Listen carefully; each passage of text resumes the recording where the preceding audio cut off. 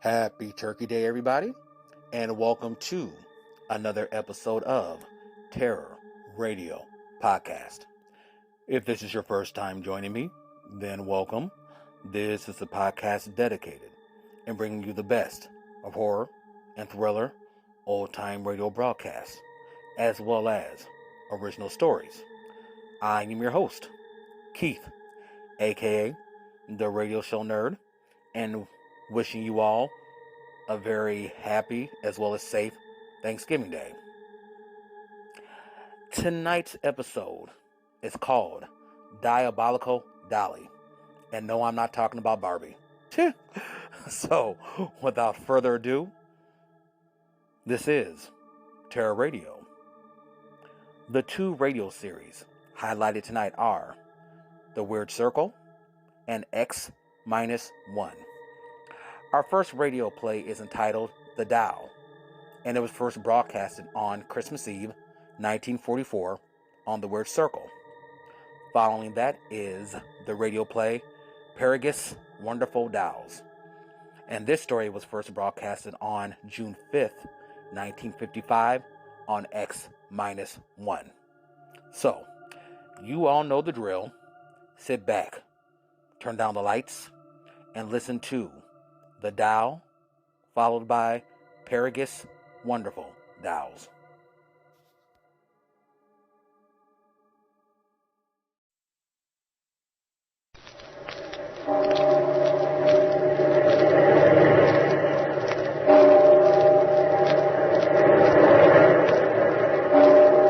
Out of the past, phantoms of a world gone by speak again their immortal tale. The Doll.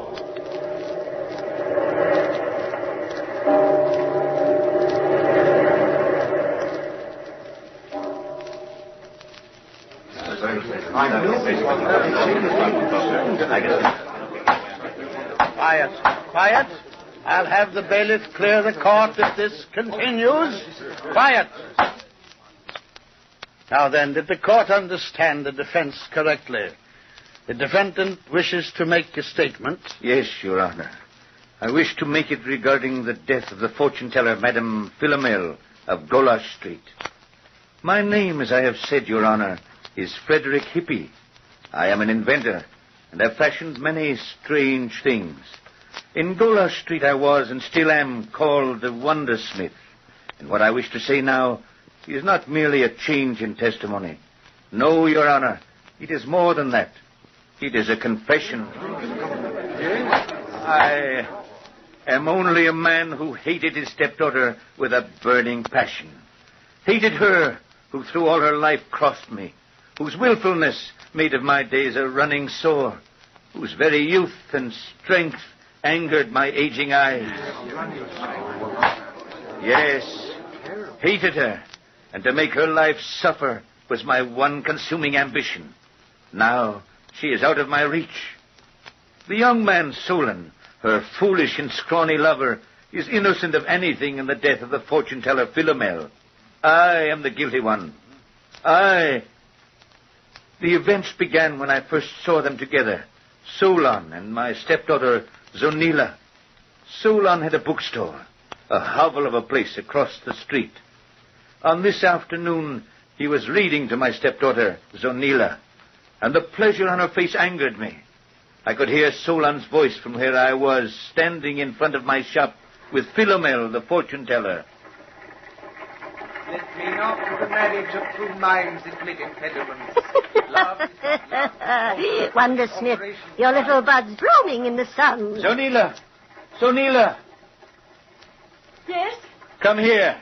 Look how he shuts his book with a bang. You've a great voice for frightening, Wondersmith. Yes? Have you sat there in the sun long enough, cooing to each other like sick doves? We're not. Get in the house. Upstairs to your room and stay there. Your lover will bake alone in the sun. Get in. Wondersmith, the joy's gone out of her face. She'll laugh only when I laugh. Get in the house, Zonila. You're a fine stepfather, Wondersmith. Your daughter's lucky. Stop it. We've business, Philomel. So we have. We made a bargain, Philomel. I have done my part of it. Have you done yours? Yes, Hippie. My magic has trapped a soul for the doll. It's in a bottle. You say your part is done? Yes. The paint is drying on the doll now. We will meet tonight at 8 in my shop. Do our honored colleagues know? Coplon the honest jeweler and Oak Smith the cutthroat? I've told them. And we will test the doll tonight. Yes. It will be a rare sight, Wondersmith, to see a wooden mannequin come alive full of murder and wrath. If the soul you've bottled is full of murder and wrath... Do not worry, neighbor. My pick of murderous souls is vast and deep. Gallow birds, jailbirds, a whole nation of outlaws are on the waiting list. And we'll be rich. And with the riches we'll have power. Aye, Wondersmith, we'll be rich, albeit somewhat bloody. Tonight, then, Philomel. Tonight. Philomel, answer it. It's after 8 o'clock. It must be there. Coming. Patience, you dogs. I'm an old woman, not a young bird. So, you're here at last. Come in, Coplon. You too, Brother Oaksmith. Is everything ready? Where's Hippie? Sit, friends. We will begin in a few minutes. Here's wine. Drink. I will be back in a moment. I've brought some stones, Philomel. Rubies. We'll test the doll with them. Here. Good. And you, Oaksmith? The key to the bird store. Splendid. You're a fine purse snatcher, boy. Is that the doll? Yes. Look. Oh, a masterpiece. Beautiful, Wondersmith. Beautiful. A magnificent little man with the face of a devil. The sword in his hand is as sharp as a razor. I have never fashioned anything as fine as this. And we will bring him alive with one of Philomel's souls and send him out into the world for victims. That we choose. Yes, that we choose. He will bring us back the rarest jewels, and he'll fight the very devil himself to do it. An epic thief, the size of a cat. Let us test him now. Have you the soul, Philomel? In this bottle. The soul of a scoundrel hung at dawn from a public gallows. You seem uneasy, Philomel. This is a restless and angry soul. He stirs in the bottle. Let it loose upon the doll. Soon. Silence. Huh? What is it, Hippie? I heard something. In this hall, the step going by. Your daughter, perhaps. She wouldn't dare. Oh, come, you're imagining things. There's no one here. I'm not so sure. We're only wasting time. The doll. It sounded like a step. Oh, shut the door. You're nervous. All right. But I was sure that... Loose the soul, Philomel. Then put the rubies away and stand behind me. The soul will leap to the first figure it sees. And, well, I am a bit uneasy about the one I've captured. Be careful. Now then, I cover the doll and push the bottle under the covering. Loose the stopper and, unerring, sure with devilish art, possess this body, seize this heart, muscle and nerve and brittle bone, make them all your very own. Oh, it's moving under the covering. Pull off the wrapping. Pull it off. I'll do it. See? Oh, by the seven gods. It's alive. Yes. Alive. Like you and I. See how it glares at us, turning its doll's head from side to side. Oh. Look! It bares its teeth at me. The hate in its eyes when it glares at you, Philomel. Beware its sword, Philomel. Hippie, it is not a friendly doll. That's the soul you gave it, Philomel. It does not like me. Perhaps it wants the taste of blood, and I've the most of it here. The key to the bird store, Philomel. I gave it to you. So you did.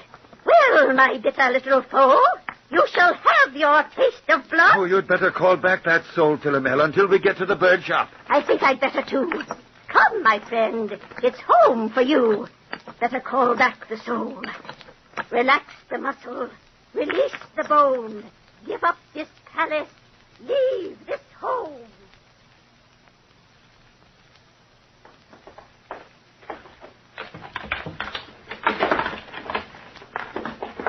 A light. It's black as pitch here. Hey, wait. I've a candle. Oh. Hold the doll, Oaksmith, while I strike a match. I have the doll, Wondersmith. Just a minute. Help! Murder! What's that? Strike the match. one to sniff it. There. It's a parrot. There's a watchdog of a bird for you. Quick! Somebody might have heard. Give the doll his soul again, Philomel. Let's be done with this test. Silence! Master! Silence, you feathered fool. To work. Cover the doll. The bottle now, and unerring, sure with devilish art. Possess this body. Seize this heart. Nerve and muscle and brittle bone. Make them all your very own. Save the house, Master. Quick! Put the rubies in the parrot's cage. And it's alive! At first, Your Honor, the tiny doll glared murderously at Philomel, the fortune-teller. Even in the candlelight, I could see her grow pale. But the instant the doll saw the jewels, greed crept into its eyes. And nimbly, its tiny sword glittering in the candlelight, it ran across the tabletop, jumped to a shelf, and then, as graceful as a cat, leaped across to the parrot's cage. For a moment he hung there, the cage swinging back and forth, silently, back and forth. The parrot shouted at him, but the doll showed no signs of fear. He stared coldly, and with a thin, amused smile at the bird behind the bars. What happened then, Your Honor, happened in a twinkling. The doll flung the cage door back, and in he leaped, his sword flashing with a rapier speed. The parrot's wings frantically beat the air, and it screamed. Blood peered upon the bird's breast. The doll, like an Italian fencing master, danced about the frenzied bird, plunging his sword into it time and time again. All of us stood there, staring, open-mouthed, at the struggle in the cage, unaware that it was only the parrot screaming. It seemed to each of us that we could hear the din of some titanic battle, that we could see the dust of some distant armies locked in war. And then it was over in a flash. The bird screamed. It shuddered, and spasms racked its body. And then it fell to the floor of the cage. For a moment, the doll stood there, wild-eyed and panting. And then it bent, scooped up the rubies, and swung out of the cage. When it reached us, it dropped the jewels on the tabletop and watched Philomel. Magnificent. Magnificent. Did you see him, Lord? My doll's a success. A success. Philomel, watch out. Hippie! Hippie! I've got him. Draw the soul out, quick. Did you see? He lunged at her. The doll lunged at Philomel. Draw out the soul. Draw out the soul. Relax the muscle. Release the bone. Give up this palace. Leave this home. The doll lunged at Philomel, the fortune teller? Yes, Your Honor. The doll had lunged at Philomel, the fortune-teller. There was no question about it. The doll, or the soul that was in it, considered Philomel as his foe. At that time, Your Honor, the sword in the doll's hand was not poisoned. Ah, but later on, yes, later on.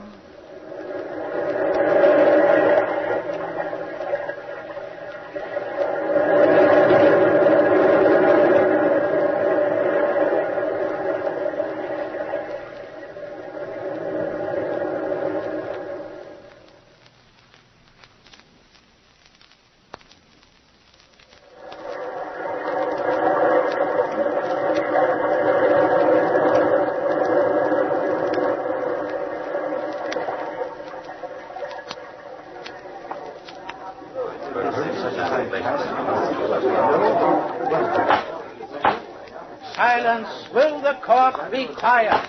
Must I clear it? Now you may go on, Mr. Hippie. Continue with your confession regarding the murder of the fortune teller, Philomel. When we were done there in the bird shop, and we'd drawn the soul out of the doll in time to save Philomel, we separated. I took my doll, now stiff and wooden, back to my shop, placed it on a shelf, and began walking upstairs to bed. I didn't hear the voices until after I'd reached the first landing. He left you here like this in the dark? He always leaves me like this, Solan. I sit for hours in darkness. I cannot open the window. He nailed it shut. I watched from the street many times, hoping you'd come to it. I couldn't. I know why now. What shall I do, Solan? My life is a misery. He beats me, treats me like a slave, and hates me. Come away with me, Zonila. With you? Yes. Listen to me, Zonila. All that has been said between us are the words in books I've read to you. They were meant for others, those words. But when I said them, I knew. I felt that they were mine. What are books to me, Zonila, but sources to find my thoughts of you in words? Solan. Don't look at me with such wonder and surprise in your eyes, Zonila. Is it a wonder that I should love you? Is it an incredible event that your name should ring like a joyous bell in my brain? For months I've watched your window, hoping to see you appear in it. For months, torturous days, I've loved you, Zonila, loved you, and spoke to you the words of others because I was afraid. You love me, Solan? Me, a poor wretch? No poor wretch to me, Zonila, but the reality of my dream, the personification of my hopes. Me? Me? My love's as wide as the ocean's wide, Zonila, and as deep, and as strong and firm as the iron mountains. Solan, Yes. it's so hard to say. So hard. Say it, Zonila, say it. Dear Solan, You're crying. because a miracle has happened. A miracle. Zonila. I've loved you from the first time I heard your voice. And I thought you were only kind, showing pity. And I needed even that. I never thought you'd love me in my misery. Zonila, come away with me. Something is happening here in this house. It's evil. I felt it. You must come away with me. Wherever you want to go, Solan. Will you come now? Yes. Father. And where will you take her? Mr. Hippy. In what volume is this chapter, Bookworm? Is the escape all planned out for you by some other writer? I don't need their help. Yet you used them to steal her affection from me. Affection? What affection? From her father's loving bosom you would steal her, his light of life. Leave us alone. I'm the brute, eh? The beast who treads on delicate feelings, is that it? We're leaving her together. Without my blessing? Without your curse. Come, Zonila. Stop. Leave the girl alone, cockerel, or I shall smash you even more than I planned. Do you think, fool, that I shall let her go? After all these years of crossing me, taunting me, do you think I shan't have my vengeance? Solan. Cry to your miserable lover. Get out of the doorway. I have plans for you, Zonila. You shall play nursemaid and mother to a doll I've fashioned. A more murderous child you'll never have. It's a gift I've carved for you to amuse you when you're lonely or to haunt your dreams. And I've a name for that doll. A fine name. One which will dry your tears when the real owner of it is no more. It shall be called Solan. Get away from the door. The comedy is over now, Bookworm. Solan, he's coming towards you. That's an alert girl you never wed, Bookworm. Come here. Don't, Solan, don't. No, cockerel, we'll test you. Solan! Solan! Solan!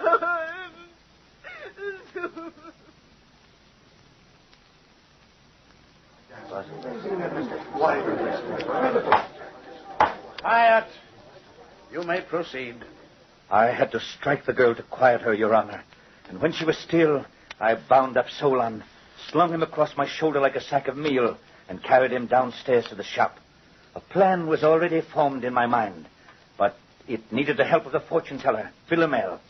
I made sure the shop was locked, and leaving Solan there, lying on the floor, I went out. The hour was 9:30.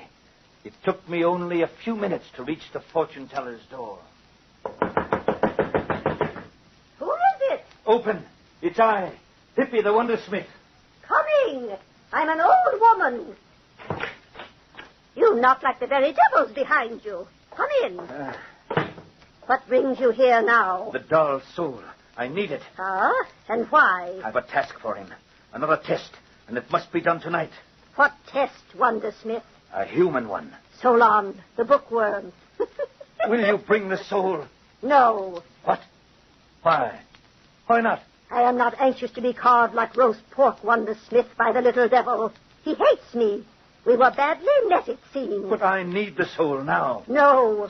I'll give you half my share of what the doll brings us later. And if I've long been buried by then? Philomel. No. Hippy, I must trap another soul. I won't wait. I won't. Solon must die now. Hippy!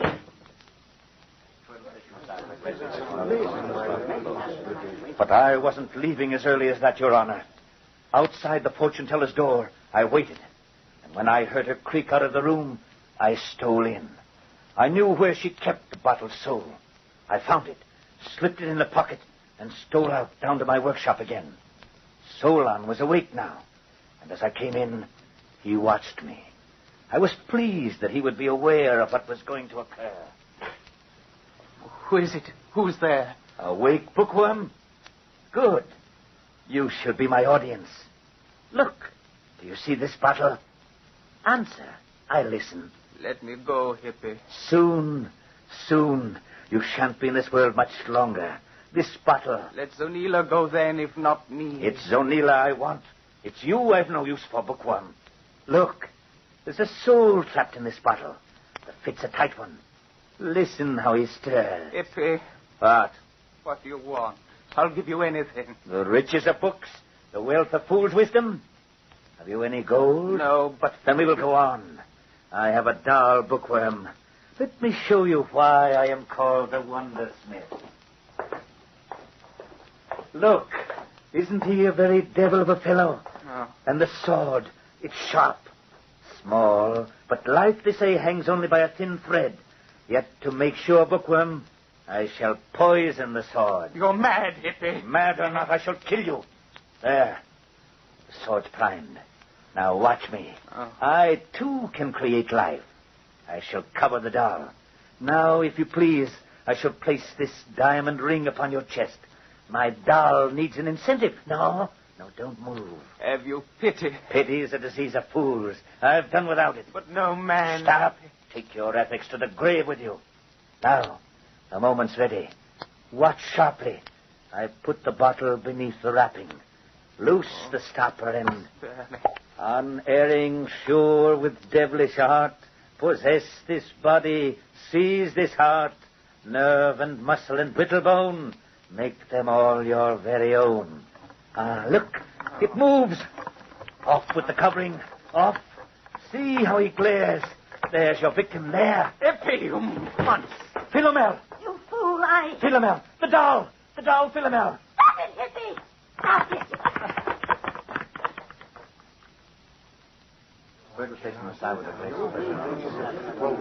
I can still see it all clearly, Your Honor.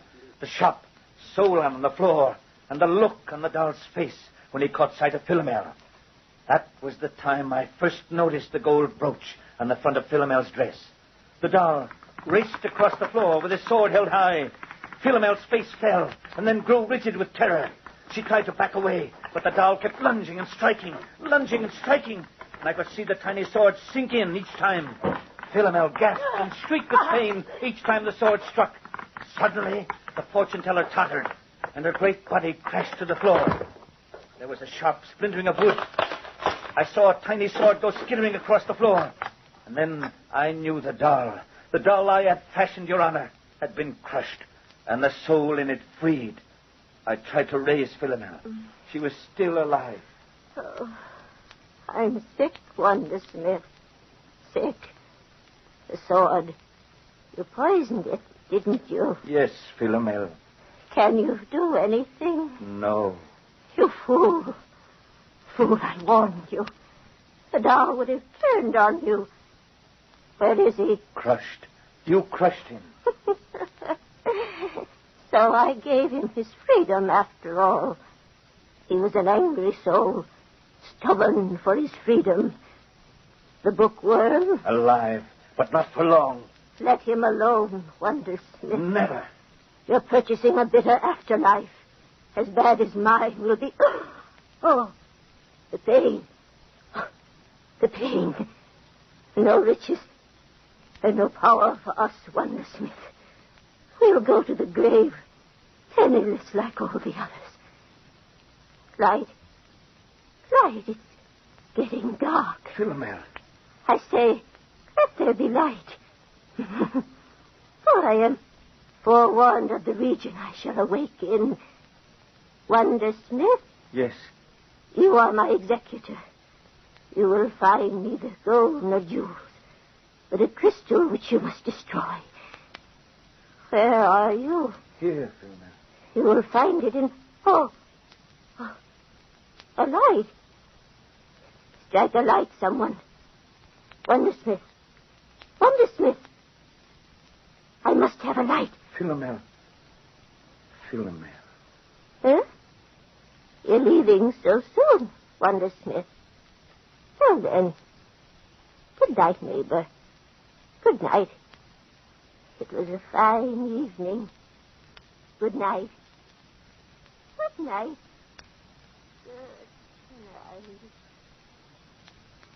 Good night. And she was dead, Your Honor. And for a little while, I sat there in the silence, holding her head in my arms. I think, and believe me, Your Honor, it is important that you do. I think I loved the fortune teller. In a little while, I got up. The young man was staring at the door.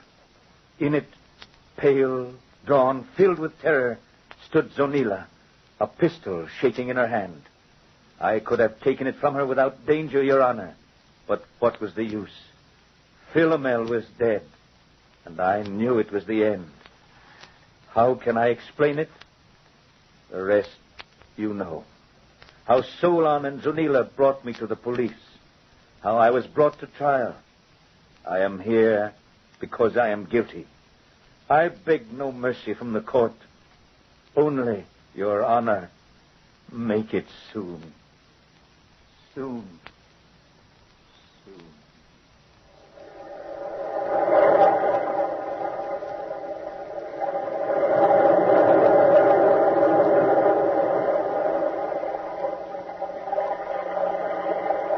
From the time-worn pages of the past, we have brought you the story, The Doll.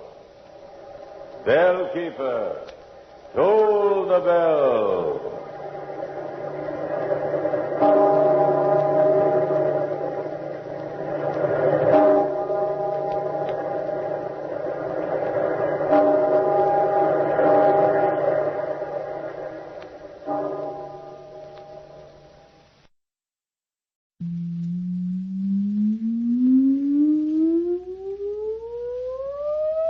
Countdown for blastoff. X -5, -4, -3, -2, X -1, fire!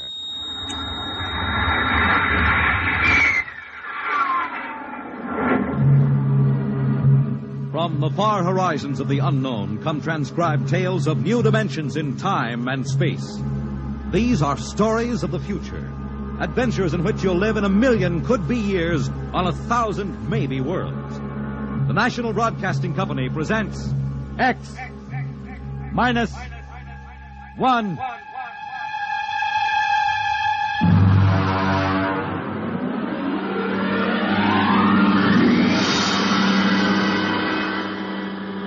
Tonight, X -1 presents Perigis' Wonderful Dolls by George Lefferts.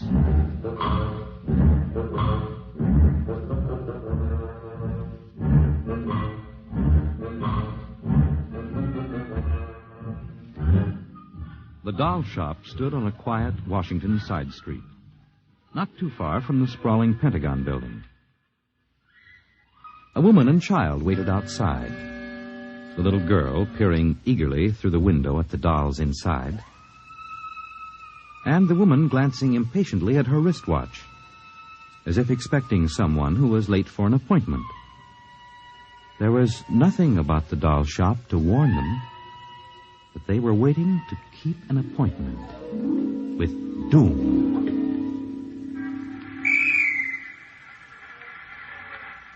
Mommy, look. What, dear? In the window of the shop, the tiny dolls. Oh, Mommy, do you think Daddy will buy me one? We'll ask him when he comes, dear. Should be here soon. He said 3 o'clock on this corner. I see him, Mommy. See?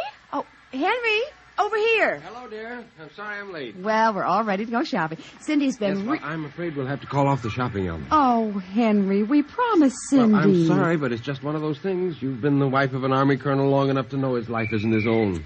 What is it this time? Well, some more of that flying sphere nonsense. The pilot who says he sighted it last month crashed and was killed today, and the general wants the full report. Oh, dear. What next? Well, I got a staff meeting at the Pentagon at 3:15. Daddy, look in this window. Well, I haven't time, dear. Alma, I... Just for a minute, Daddy, please. Now, Cindy, I haven't time to stop and watch a bunch of 6-inch dolls parading around in the shop window. Say, they are lifelike, aren't they? Look at that, Alma. Dolls are marching around like a regular review. They've even got their own little band. See the one in the red jacket, Daddy? Yeah. He's the leader. He's bowing to us. Well, if they don't look human... Henry, your staff meeting. Oh, yes. Well, I got to run. Can we buy one, Daddy? Well, not now, dear, and I'll run along. Now, don't go spending a lot of money on that nonsense. No, Alma. dear. Bye, Cindy. Bye, Daddy. Look, Mommy, the band is going to play. Aren't they wonderful, honey? Honey, I must have stood on this corner 1,000 times. I've never noticed this shop before. Look at the man inside, Mommy. Who's he? That's the proprietor, dear. Doesn't he look funny with those red cheeks and white mustache? It's easy to see who he models his dolls after. Mommy, look, he's coming to the door. He's coming. Good evening, children. Good evening. How funny he talks. Hush, Cindy. Would you like to step inside the shop of Santo Perigi? Well, yes, we would. But... This way. Mommy, it's like fairyland. Here in the shop of Santo Perigi, creator of Perigis Universal Wonderful Dolls, the world of adult reality is blended with the world of child's fantasy. This is a new shop, isn't it, Mr. Perigi? What is new and what is old? Come, this way. Would you like to meet one of my little ones? Oh, yes. Now, this one in the red jacket is Toto. He's the leader. Handle him ever so gently. See, I will set him on the table. Speak, little one. How do you do? How do you do? How do you do? Oh, Mommy, he talks. The doll talks. Amazing, absolutely amazing. That is nothing for Perigis wonderful dolls. Listen. Sing. Sing, Toto. Sing for the little girl.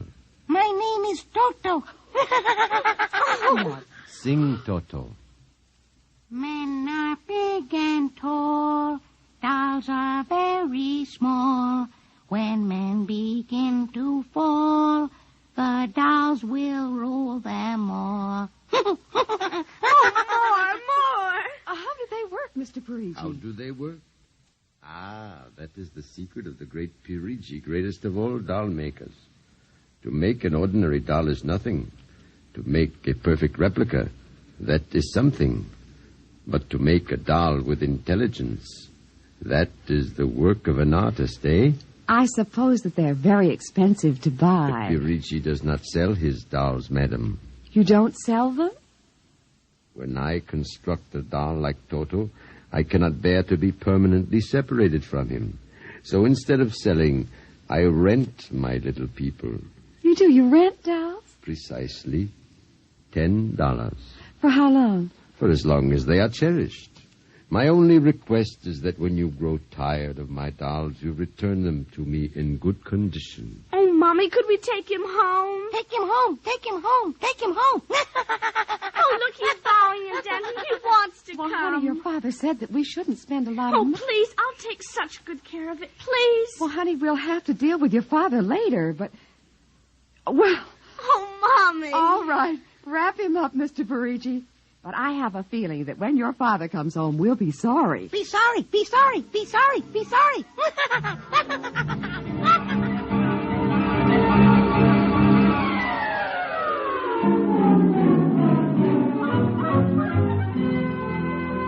Now, Toto, this is my room, and you're going to sleep right here next to my pillow. I wish you wouldn't laugh like that. I'm going to have to teach you some manners. And you be quiet because my daddy will be home soon. And he's a colonel in the Air Force staff. And he'll bust you to private if you don't behave. Come along now. I'm going to introduce you to my puppy dog, Mr. Blister, so be good. Here, Mr. Blister. Here, Blister. Come on. Mr. Blister, this is Toto. Dear, I don't think Mr. Blister likes you, Toto. Come over here and shake hands with Toto, Mr. Blister. Come on now. Mr. Blister! Let him go! Let him go! Let him go! Let him go! Cindy! Mr. Blister, come over here. Come over here. Cindy, what happened? Mr. Blister tried to bite my doll. Look at how frightened he is. Oh, honey, dolls don't get frightened. But he was frightened, Mommy. He screamed. You imagined it, dear. It's only a doll. He did. Well, Mr. Blister didn't mean it. Now, you know he's the gentlest little pup alive. He is, and he's nasty, and I hate him. Oh, now see, you've hurt his feelings. I don't care. He tried to bite my new doll, and I don't ever want to see him again, ever. Oh, dear. All right, Mr. Blister. You come downstairs with me. Cindy's angry with you tonight. I'll kill him. Cindy! Where did you learn a thing like that? Toto said it. Honey, you've had a very exciting day. Now, brush your teeth now and go to bed, hmm? Daddy's coming home late, so he'll see you in the morning. Good night, dear. Sleep well. I hate him. Hate him, hate him, hate him, hate him.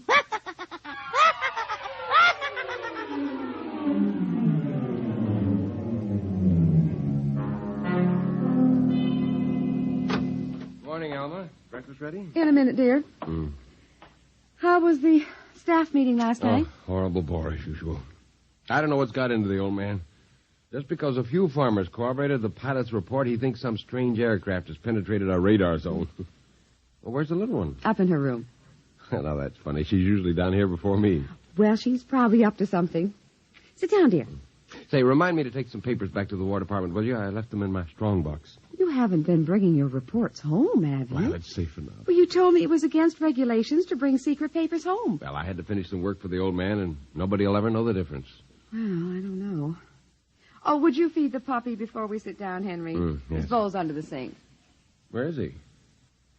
Say, that's funny. Here's his supper from last night, only half eaten. He's getting fussy. Doesn't like canned dog food anymore. Here, Blister. Here, Blister, Blister, Blister. I wonder where the dickens is that mutt? Maybe he's on the back porch. Here, Blister. Hey. Alma. What is it, dear? Alma, look. Henry, is he... He's dead. But how? From the looks of it, he might have been poisoned. But who would do a thing like that to an innocent little puppy? I don't know. Now, let me see his dish. Look at that. I don't understand this at all. Not at all. What, dear? What is it? There are pieces of broken glass in this food. Blue glass, you see? How? Henry. What? I just remembered something. What? It may be coincidence, but in the bathroom this morning... Well, what about the bathroom? Cindy's blue glass, the one with the Mickey Mouse on it, was broken. I found pieces in the wastebasket. I meant to ask her about it. Alma, for heaven's sake, you aren't suggesting that our little girl... Well, she loved Blister more than anyone. Not last night, she didn't. Why not? He went after Toto. Now, who is Toto? That's her new doll. Her what? Honey, I was meaning to tell you. But you bought her one of those dolls. I just rented it. Well, rented it. Now, look here, Alma. You know we haven't got the kind of money to throw away. Well, she had her heart set on it, dear. I used my dividend. All right. But what happened with Blister? Well, he went for the doll, and Cindy said she hated him. Oh, well, a child... She said she'd kill him. Where'd she get a thought like that? I don't know. Has she been watching those chillers on television? I don't know. Well, it's too ridiculous. Good heavens, a 9-year-old child putting ground glass in dog food. She'd have to be a monster. Mommy! She's coming. Well, don't say anything. I'll talk to her. Morning, dear. Morning, Mommy. Morning, Daddy. What's the matter? Sit down, dear. Yes, sir. Now, your mother tells me you broke your blue drinking glass. Oh, no, I didn't break it. Cindy. I didn't. Well, now, somebody broke it. It wasn't your mother, and it wasn't me. It must have been Toto. Cynthia. Cindy, you know Toto is only a doll. Now, a doll couldn't have broken your glass, could he? Well? I guess not. So we can't very well blame it on a doll, then, can we? But he must have done it, Daddy. Cindy, you know how Daddy feels about little girls who tell fibs. Now, did you break your glass and maybe accidentally get some pieces into Mr. Blister's dish to sort of punish him for biting your doll? No, Daddy. Well, I'd hate to think you'd done something you knew was wrong and you were blaming it on a doll. Is something wrong with Mr. Blister? Is he sick? Worse than that. Henry. The child has to face reality, Alma. What's the matter with Mr. Blister? He's dead, Cindy. Oh, no. We can't be dead. He isn't dead, Daddy. No, he isn't. He isn't. Mommy. Honey, he is dead, Cindy. But he'll come back. He has to come back. No, darling, he won't come back. Ever? Not ever. Yes. Well, now that we've told you, Cindy, do you want to change your mind about the glass? Henry, leave her alone, please. You think I killed him? Now look what you've done. The child feels guilty enough, My Henry. dear, this is no time for feelings to interfere. You go up to your room, honey. Daddy and I'll be up in a minute. I don't want to. Please, Cindy. Now, we'll be right up, please. There. That's a good girl. Close the kitchen door behind you.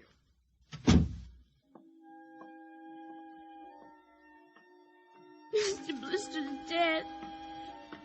He isn't coming back. Ever. Ever. Daddy thinks it was me, but it was you. It was you.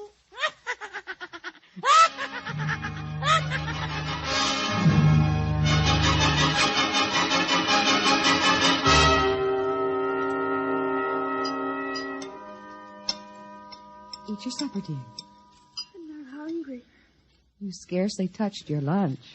I don't feel like eating. Is it Mr. Blister? Now, answer your mother. She'll work it out her own way, Henry. No, I don't know, Elma. When I was a boy, there was such a thing as discipline. Now, the way this child is being brought up... Henry! Well, it's true. There's no respect, lying, and... Oh, there, honey. Now, your father's upset. He doesn't mean Well, it. what's happened to us? We were a nice, peaceful, happy family until you bought that cursed doll. Now who's blaming things on the doll? Well, it's true. Oh, now I've spilled my coffee. I'll get you another cup. Never mind. I'm late now. I better be going. Oh, you wanted to get some papers from the strongbox. Oh, yes. Cindy, please, try to eat something. Yes, ma'am. Alma! Alma! What is it?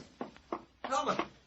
It's gone. What's gone? The box, the strong box is gone. It can't be. The door to your study's always locked. You and I have the only keys. I know all that, and I tell you it isn't there. Well, who would go? I don't know. Alma, those confidential reports, if they ever got into the wrong I hands... warned you about keeping them there. What if it ever came out in the open? Can't you see the papers? Call the police, Henry. And throw my army career in a wastebasket after 17 years? No. We've got to find it ourselves. Well, it was there when I went in to clean this morning. What about your key? It's right here. I always keep it with me. It's funny. Oh, no. My other keys are on the ring. Oh, you've lost it. I don't see how. Alma, how could you do Oh, it? Henry, please. We'll search the house. I can't think of anything else to do. Well, you'll miss the staff meeting. Meeting? My whole career goes up in smoke if we don't find those reports. Somebody got hold of your key and opened that room and... I know. Cindy. You leave the child alone. She's been through enough. You know she wouldn't do a thing like that. I don't know anything anymore. I don't even know my own child. I don't even know you. All I know is that strongbox is gone and it contains papers that are dynamite if the wrong person gets them. The question being who? What's that? It's coming from upstairs. It must be Cindy's doll. Oh, that blasted doll again. Something must have set it off. I don't know how the mechanism works. For heaven's sakes, let's go up and shut it off.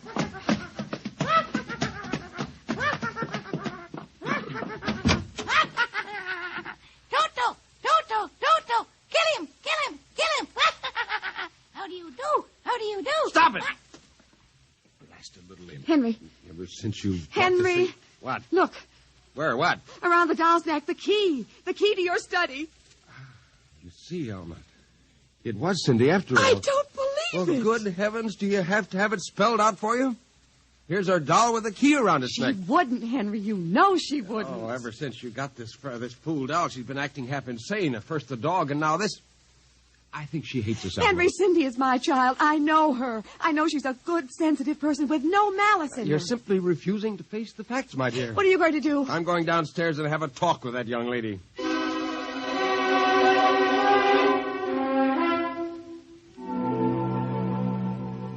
You're not telling the truth, Cindy. I am.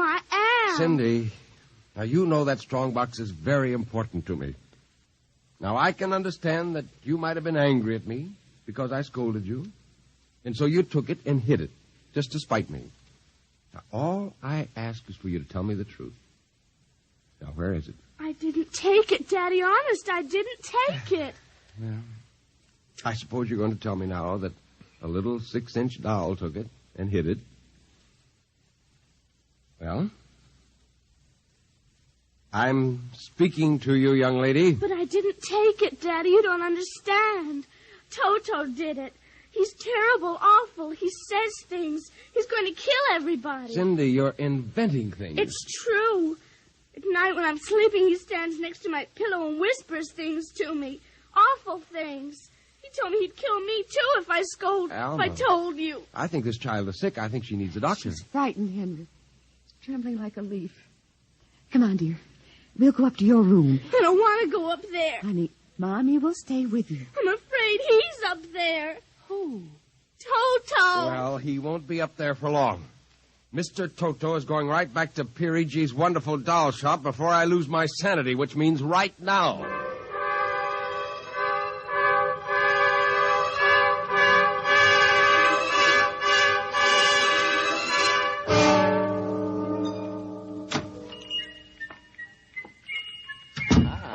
Colonel Grayson, welcome to the home of Perigis' wonderful doll. Are you Perigi? Santor Perigi, creator of the universal doll, the doll with a mind, the doll which...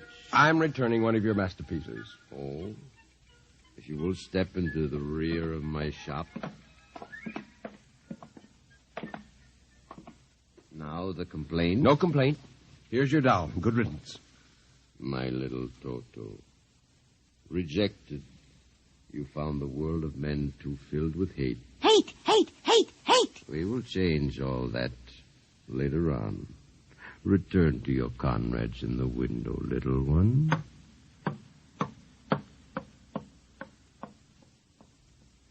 And now, Colonel Grayson. I think we have no further business. But we do, Colonel.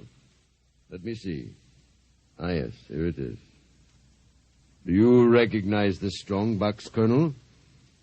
My strong box? Well, where? My little Toto is very clever, sir.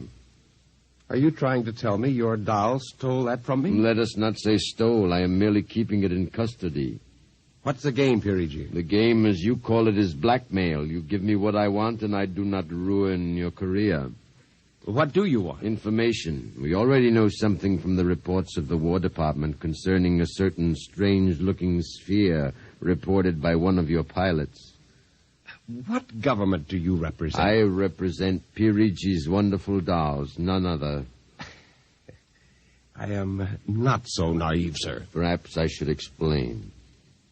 Each man hides something from the world. Each man loves something more than life. With the help of my wonderful dolls, I obtain personal information which enables me to control the men who control the world. You're a madman. A genius. You would be surprised at the list of men who have become the confidants for my dolls.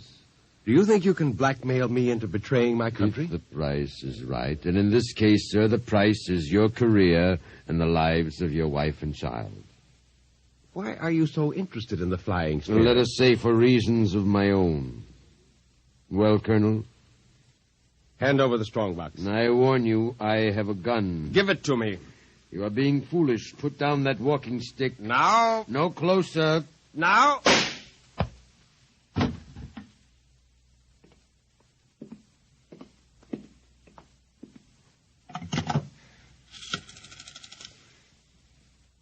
Hello? Give me the police. Hello? Yes, this is Colonel Henry Grayson. I've just killed a man. Yes, Perigis' doll shop, corner of 4th and Lexington. The body is in the back room. Yes, I'll wait for you. Shut up. Shut up, you little fiend. Colonel Grayson. Did I hear it speak?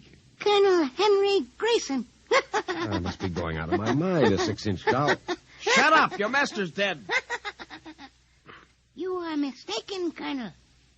I, Toto, am the master. What do you mean? If you will examine the body of Santor Perigi, you will see that he does not bleed. And he does not bleed, Colonel, because Santor Perigi never lived. Never lived? Santor Perigi is a doll. A doll? But that's impossible. He's a man. He talks. He walks. The people of Meretrix are skillful doll builders. People of Meretrix, doll. But who are you? I am Xanthus Imperator, commander of the legions of the 3rd planetoid, Meretrix. Legions? Planetoid? My people and I, whom you regard as dolls, come from a tiny planet beyond the moon, so small that it cannot support our population.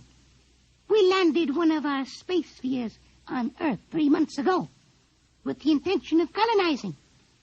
Unfortunately, one of your pilots intercepted us. So that's why you wanted our information. Precisely. Are you human? Oh, quite human. Of course, in order to deal with Earth people without suspicion, we were forced to construct Perigi, a man-sized doll. Well, I can't believe this. I'm having hallucinations. I'm going to get out of here. Oh, that would be impossible. We have weapons of destruction quite unknown to Earth people. Well, I phoned the police, and they'll be here soon. By the time they arrive, my people will have prepared something quite shocking.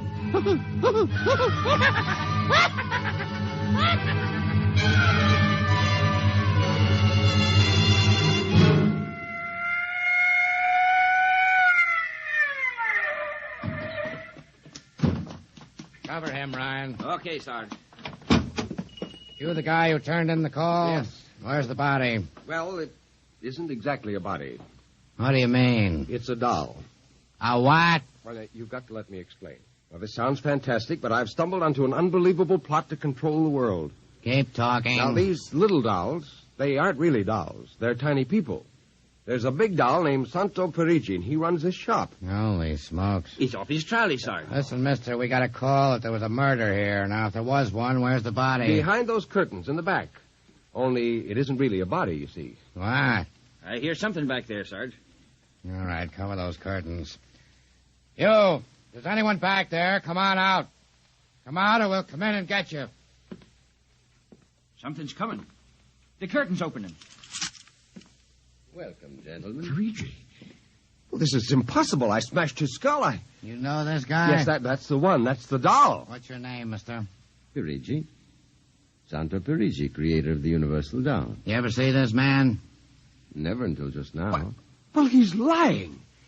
I tell you, he's nothing but a life-size doll. The real masters are these little dolls. Ryan, are you getting this? He's wacko, Sarge. Nutty as a fruitcake. Look, I'm not crazy, I tell you. I can prove it. They must have fixed up his head when I smashed it in. Touch him, you'll see. Mr. Perigi, you know what the guy is talking about. Well, the man is demented, obviously. Look, I tell you, there's a plot to control the Earth. Listen, you've got to let me call the War Department. They'll want to know about the flying sphere. Holy mackerel, this gets worse every minute. Ryan. Take him to headquarters? Save some time. Take him down to the psycho ward. Okay, Buck Rogers. I'm along nice and quiet. Look, you've got to listen to me. Don't you see the future of mankind is at stake? Sure. I know how it is. Look, he's nothing but a man-sized doll. Touch him. And the little ones are going to take over the Earth. I know. I had the DTs once. Okay, Sarge. We'll see you later. Please. Come along. Please, listen to me. You've got to listen to me. Sorry to cause all this trouble, Mr. Perigi. Not at all, sir. Not at all. Well, I'll be. Well, that ain't the cutest little doll. Say, my little girl will be nuts for that. But perhaps you will accept it as a gift. Well, now. For saving my life. That madman might have killed me. No home is really complete without one of Perigi's wonderful dolls, Sergeant. Is that right, Toto? Yes, but I would like in some way to show my gratitude. You will be doing me a favor if you will take the doll home to your little daughter. Say, this ought to make her the happiest girl in the world. Yes, Toto will come as a great surprise. A very great surprise. Won't it, Toto?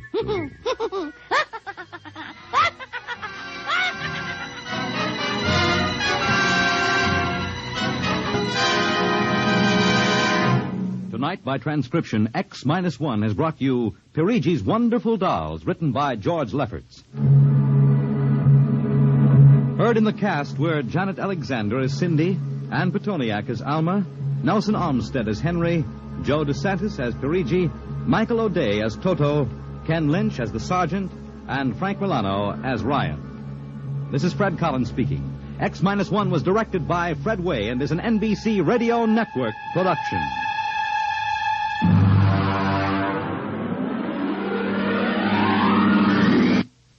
Tonight's story concludes the present series of stories of the world of the future. If you'd like to hear X-1 return to the air at some later date, please drop us a postcard or letter addressed to X-1, care of the National Broadcasting Company, RCA Building, New York.